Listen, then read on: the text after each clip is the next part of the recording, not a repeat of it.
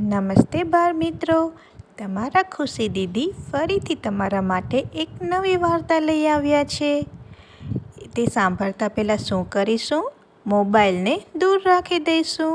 દૂરથી જ વાર્તા સાંભળશું, તેથી મોબાઈલના રેડિયેશન આપણે ઇફેક્ટ ન કરે. તો ચાલો રાખી દઈએ દૂર અને શરૂ કરીએ આપણી નવી વાર્તા. એક નાનકડા ગામમાં મોનુ નામનો એક નાનકડો પરંતુ ખૂબ જ ઉર્જાવાન અને સપના જોનાર છોકરો રહેતો હતો. મોનુનું સૌથી મોટું સપનું હતું કે તે એક દિવસ એક મહાન વિજ્ઞાની એટલે કે સાયન્ટિસ્ટ બને. મોનુ ખૂબ જ ઉત્સુક અને જિજ્ઞાસુ બાળક હતો. તેને હંમેશા નવું શીખવા અને જાણવા માટે ઉત્સાહ રહેતો. મોનુના પિતા એક નાનકડી દુકાન ચલાવતા અને તે મોનુને હંમેશા સમજાવતા કે મહેનત અને દૃઢતા દ્વારા કંઈ પણ પ્રાપ્ત કરી શકાય છે. એક દિવસ મોનુએ ટીવી પર એક વૈજ્ઞાનિક પ્રદર્શન જોયું, જેમાં તેમણે એક નાના રોબોટને બનાવતા બતાવ્યો. મોનુ ખૂબ જ પ્રભાવિત થયો અને તેને નક્કી કર્યું કે તે પણ એક દિવસ રોબોટ બનાવશે. મોનુએ પોતાનો પ્રયાસ શરૂ કર્યો. તે સ્કૂલની લાઇબ્રેરીમાં જઈ રોબોટિક્સ અને વિજ્ઞાન સંબંધિત પુસ્તકો વાંચતો અને પોતાનું જ્ઞાન વધારતો.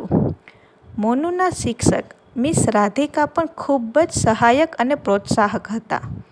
તેમણે મોનુને જરૂરી માર્ગદર્શન આપ્યું અને જરૂરી સાધનો આપ્યા.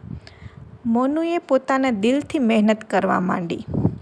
મોનુએ પોતાના મિત્રોના ગ્રુપ સાથે કામ કરવાનું શરૂ કર્યું. તેના મિત્રો કાવ્ય, અર્જુન અને સોનાલી પણ ખૂબ ઉત્સાહિત હતા. બધા મળીને નાનકડા રોબોટના વિવિધ ભાગો બનાવતા અને તેને જોડતા. શરૂઆતમાં તો ઘણી મુશ્કેલીઓ આવી.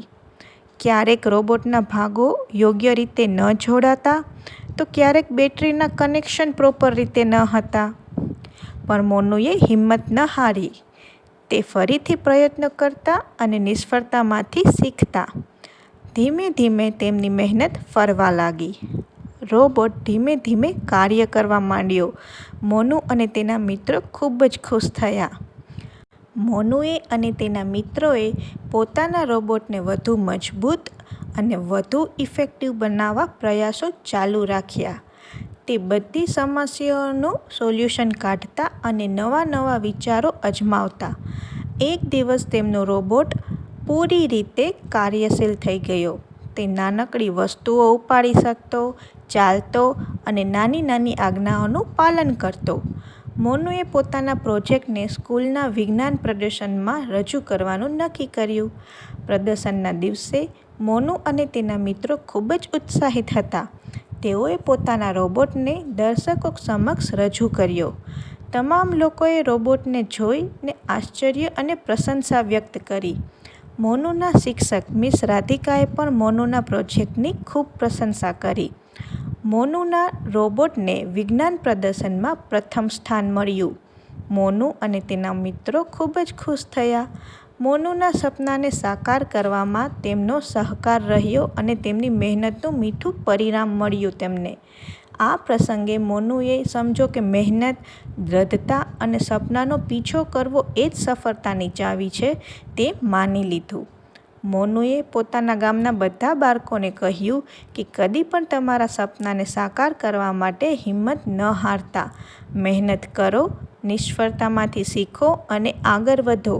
એક દિવસ તમે તમારા સપના સાચા કરી શકશો. આ વાર્તામાંથી આપને શું શીખ મળે છે? આ વાર્તામાંથી એ શીખ મળે છે કે મહેનત અને દૃઢતા દ્વારા આપણે કોઈ પણ ઉદ્દેશ્યને મેળવી શકીએ છીએ. તો બાળ મિત્રો, આજની વાર્તા તમને કેવી લાગી? કમેન્ટ સેક્શનમાં જરૂર લખજો અને મમ્મી પપ્પાની વાત માનતા રહેજો. થોડું થોડું તોફાન કરતા રહેજો. ફરી મળીશું બીજી વાર્તા સાથે. ત્યાં સુધી બાય બાય.